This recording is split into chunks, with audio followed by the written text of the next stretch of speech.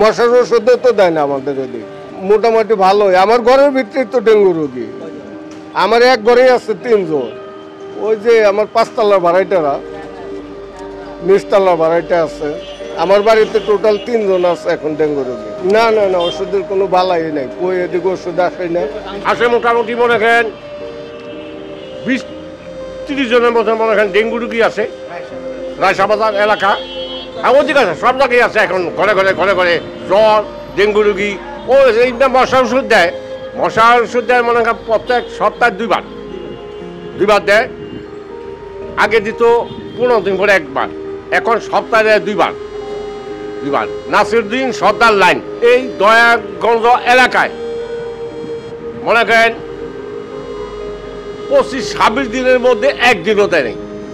আমি রেগুলার দোকানদারি করি, আমি একদিনও দেয় নেই। 25-26 দিনের মধ্যে একদিনও মশার ওষুধ দেয় নাই।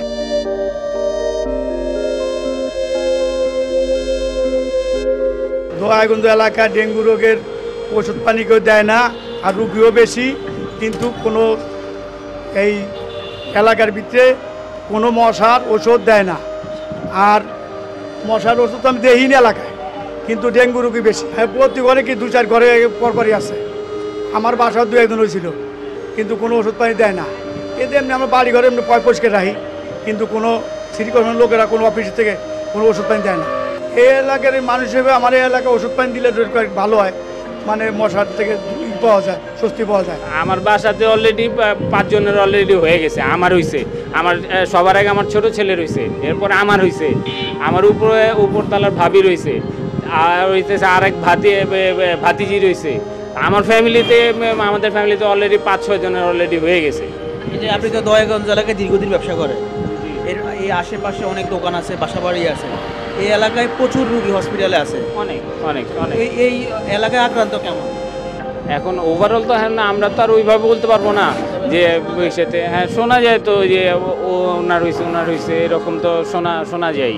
আপনার বাসাবাড়ি এলাকা বা আপনার দোকান যে এলাকায় আছে, এইসব এলাকায় ওই সিটি কর্পোরেশন বিকালবেলা ওষুধ দেয় কিনা? আমাদের এলাকাতে ওই পাশের যেটা 45 নম্বর ওয়ার্ড যেটা, এখানেতে আমাদের রেগুলার দেয়, ঠিক আছে। এখানে মানে প্রতিদিন না হলে একদিন অন্তর অন্তর দেয়, কিন্তু হচ্ছে এখন এই সাইডটাতে তো খুব একটা বেশি দিতে দেখি না।